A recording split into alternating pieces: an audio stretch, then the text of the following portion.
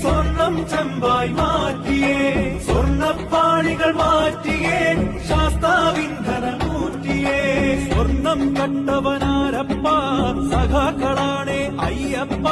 സുഹൃത്തുക്കളെ, സഹോദരങ്ങളെ, അപ്പൊ വെള്ളാപ്പള്ളി നടേശൻ വീണ്ടും ഇറങ്ങിയിട്ടുണ്ട്. ഞാൻ കാരണമല്ല LDF പരാജയപ്പെട്ടത്. പരാജയപ്പെട്ടതിന്റെ കാരണം ഞാനല്ല, ഞാൻ വർഗീയവാദിയല്ല, ഞാൻ മതേതരവാദിയാണ്. ഞാൻ കുറ്റപ്പെടുത്തിയത് മുസ്ലിം ലീഗിനെയാണ്. ഈ നൂറ്റാണ്ടിലെ ഏറ്റവും വലിയ തമാശയാണത്. അയാൾ നാക്കെടുത്താൽ വർഗീയ വിഷം ചീറ്റുന്നവനാണ്. പറഞ്ഞിട്ടുള്ള കാര്യങ്ങളൊക്കെ ഇവിടെ കേരള സമൂഹത്തിന് അറിയാം. ക്രിസ്ത്യാനികളെയും മുസ്ലിങ്ങളെയും പറ്റി, അതായത് പാകിസ്ഥാനാണ് മലപ്പുറം, അവിടെ ഹിന്ദുക്കൾക്ക് മിണ്ടാനേ ഒക്കില്ല, അവരടിമകളെ പോലെ കഴിയാണ് എന്ന് പറഞ്ഞവരാണ്. എന്നിട്ട് ഇപ്പൊ മാറ്റി പറയുന്നതാണ്ട. അതായത് LDFന്റെ തോൽവിക്ക് മെയിൻ കാരണം എന്ന് പറയുന്നത് വെള്ളാപ്പള്ളി നടേശൻ തന്നെയാണ്. കാര്യം എങ്ങനെയായിരുന്നാലും മകന് BJP പാളയത്തിലോട്ട് വിട്ടു, സംഘപരിവാറായിട്ട് വിട്ടു.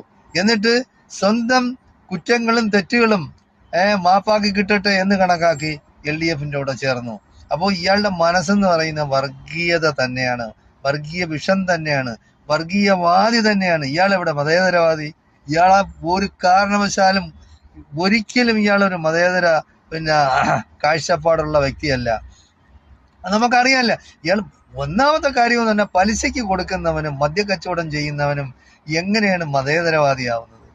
അതൊക്കെ വെറുതെ പറയുന്നതാണ്. എന്തായാലും LDFനുള്ള പരാജയത്തിന്റെ മെയിൻ കാരണം എന്ന് പറയുന്നത് ഇയാൾ തന്നെയാണ്, അതിൽ യാതൊരു സംശയമില്ല. ഈ ന്യൂനപക്ഷങ്ങൾ മൊത്തം ക്രിസ്ത്യാനികളും മുസ്ലിങ്ങളും കംപ്ലീറ്റ് വെറുത്തുപോയി LDFന്. കാരണം ഇയാളെന്ന് പറഞ്ഞാൽ ഇങ്ങനെ ചീറ്റുന്ന വിഷം ചീറ്റുന്ന ഒരു വ്യക്തിയാണ്.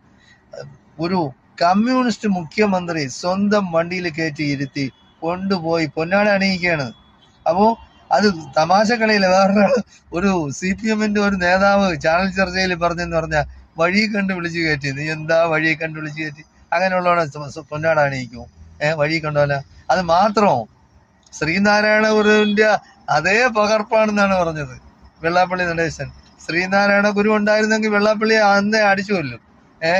ഇയാളെ അന്ന് തന്നെ ഈ സമുദായത്തിൽ നിന്ന് തന്നെ പുറത്താക്കും. അങ്ങനെ എന്തായാലും ശരി, നമ്മൾ കാത്തിരുന്ന് ബാക്കിയുള്ള കാര്യങ്ങൾ ഇനിയും കാണാം. മലർപ്പൊടിക്കാരന്റെ സ്വപ്നമാണെന്നാണ് പറയുന്നത് VD സതീശൻ കാണുന്നത്. മലർപ്പൊടിക്കാരന്റെ സ്വപ്നമൊന്നുമല്ല. ഈ വെള്ളാപ്പള്ളിയെ പോലെയുള്ള ചെറ്റകള് ഈ നാട്ടിൽ ജീവിച്ചിരുന്നാൽ ഈ നാട് നശിക്കും.